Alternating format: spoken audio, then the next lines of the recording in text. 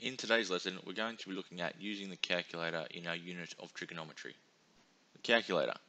Here are our two calculators, the Casio FX82AU Plus and the FX82AU Plus 2. They're both super useful. They have lots and lots of good functions, including our trigonometric functions. They replace lots of things over the years, including trig tables. There's a trig table. Isn't it beautiful? No, it's not. Let's take a closer look at our calculator and some of the important buttons we're going to be using. The fraction button. We've used it before many times. It creates fractions. The angle button. This button is used for entering degrees, minutes and seconds when we're creating angles. It also works for time calculations for anybody that's using time.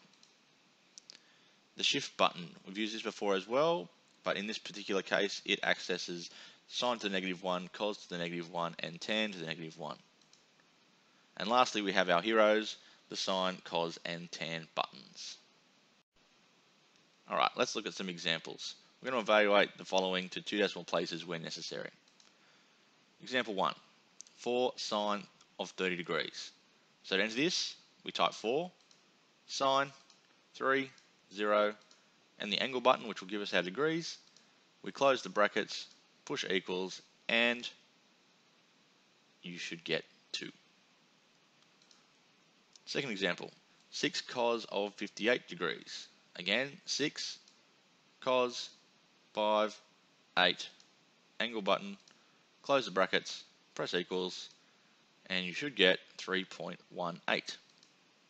Third example is 8 tan 29 degrees, and again, 8 tan 2, 9, angle button, close the brackets, press equals, and we get 4.43.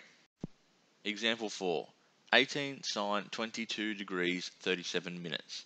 Now between each whole degree we have minutes and seconds rather than decimals. So to enter that in the calculator we still use the angle button. So to enter it, 18 for 18, sine 22 degrees. Now to create the minutes we just continue, 37, and we push the angle button again. Don't worry that the working line on your calculator doesn't display a little dash like the question. The calculator understands that that means minutes. Close the brackets, press equals, and you should get 6.92. In example 5, 2.5 tan of 15 degrees 6 minutes, 2.5 tan 15 degrees 6 minutes, close the brackets, press equals, and you should get 0.67. Example number 6, 7 over cos 44 degrees. So we're going to use a fraction button here obviously. So we'll start with that. 7 for the numerator, press down to go to the denominator, cos 44 degrees, close the brackets, very important in this case, otherwise you will get a syntax error, equals 9.73. Example 7, 8.1 over sine of 26 degrees 35 minutes. So again, starting with a fraction, 8.1 for the numerator, down, sine 26 degrees 35 minutes. Close the bracket, equals 18.10.